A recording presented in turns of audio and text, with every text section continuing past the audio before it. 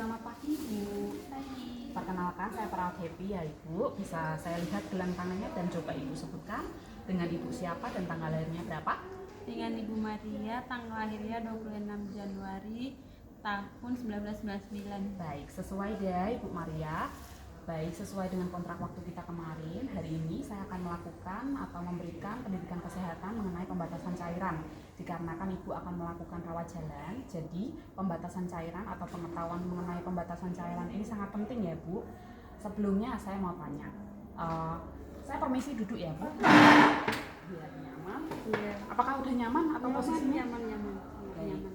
Sebelumnya saya mau tanya, apakah Ibu mengerti mengenai pembatasan cairan itu seperti apa?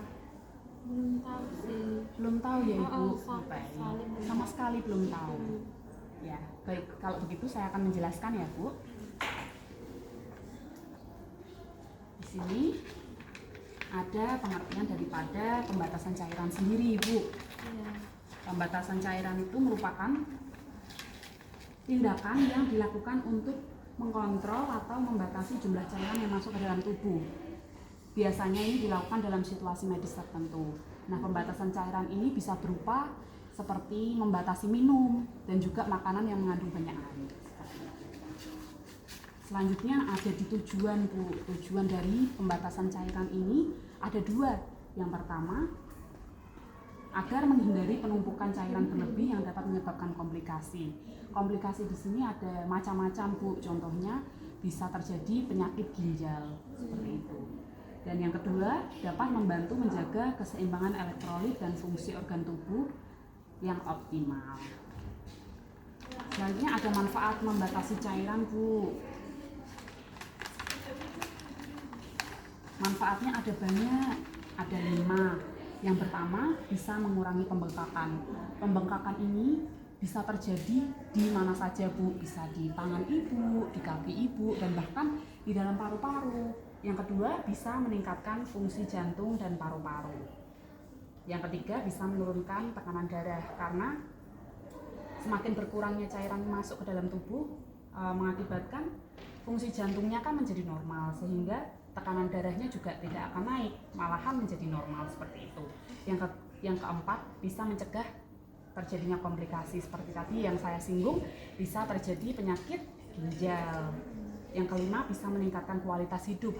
Seperti yang kita tahu ya Bu, jika seorang yang memiliki berat badan berlebih, mungkin dikarenakan karena kelebihan cairan, itu kesehariannya akan terganggu. Dia mungkin akan cepat lelah dan juga merasa sesak nafas. Jadi manfaat dari membatasi cairan ini salah satunya adalah meningkatkan kualitas hidup daripada Ibu. Jadi nanti ketika Ibu melakukan pembatasan cairan, diharapkan Ibu dapat merasakan manfaat-manfaat yang sudah saya jelaskan ini ya. Selanjutnya ada dampak tidak membatasi cairan. Ini berketerbalikan ya Bu daripada manfaat. Yang pertama, edema atau yang biasa kita tahu pembengkakan yang tadi sudah saya jelaskan ya di bagian manfaat. Lalu ada hipertensi dikarenakan tekanan darah atau tekanan kerja pada jantung itu meningkat, nantinya akan mengakibatkan tekanan darah juga akan meningkat pula. Tekanan darah yang meningkat ini akan mengakibatkan terjadinya gagal jantung. Yang keempat, bisa terjadi sesak nafas Bu, dikarenakan tadi cairannya terlalu memenuhi paru-paru sehingga timbullah sesak nafas. Yang kelima, penurunan fungsi pada ginjal. Yang keenam, penambahan berat badan Bu. Selanjutnya, apa sih hambatan dalam membatasi cairan ini? Pastinya kan nggak mungkin lancar-lancar aja kan Bu dalam membatasi cairan. Salah satu atau faktor-faktor yang menghambat Ibu dalam membatasi cairan itu yang pertama, Ibu kurang pengetahuan. Tapi kan saya sudah menjelaskan ini, jadi saya harap Ibu dan mungkin keluarga nantinya juga dapat mengerti bagaimana cara membatasi cairan tersebut. Yang pertama, karena tadi kurang pengetahuan dan juga ketidakpatuhan Bu. Kebiasaan juga bisa terjadi atau menjadi hambatan bagi Ibu dalam membatasi cairan. Yang kelima, keinginan untuk makan dan minum. Karena kan jika kita membatasi cairan, pastinya tubuh kita ini merasa haus, merasa makan kita kurang seperti itu. Jadi pasti kita memiliki rasa atau ingin untuk makan dan minum. Lalu dari faktor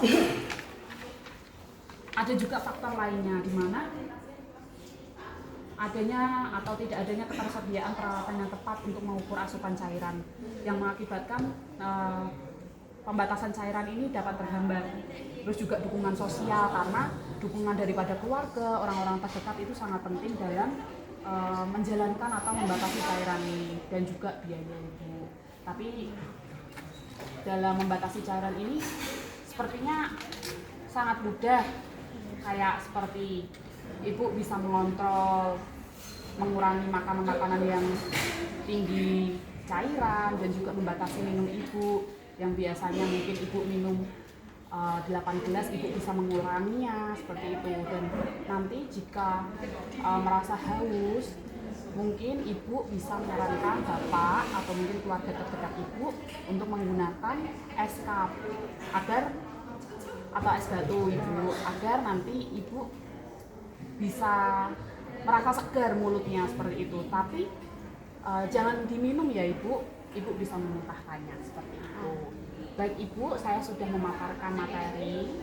Bagaimana? Apakah saya terlalu cepat atau gimana? Oh, Sesuai ya. Baik ibu, karena saya sudah memaparkan materi, sekarang saya izin bertanya kembali kepada ibu ya. Tadi kan saya sudah banyak menjelaskan mengenai tujuan, manfaat. Boleh ibu sebutkan salah satu, atau kan tadi ada manfaatnya itu ada 5. Boleh ibu sebutkan ada 2 atau 3 manfaat yang tadi ibu sudah pahami? Mencegah komplikasi ya manfaatnya. Ya. Mencegah komplikasi. Ya. Terus Lalu? mencegah apa ya? Tadi untuk penurunan berat badan ya. Ya. Terus ada lagi satu apa ya? Saya lupa mbak. Pembengkakan ya. Baik, pembengkakan. Sesuai ya ibu, benar Iya. ya. Berarti ibu sudah paham ya bu mengenai materi yang sudah saya jelaskan. Saya harap nanti ketika ibu pulang, ibu bisa menerapkan pembatasan cairan ini di rumah, ya. Ini ada leaflet bu.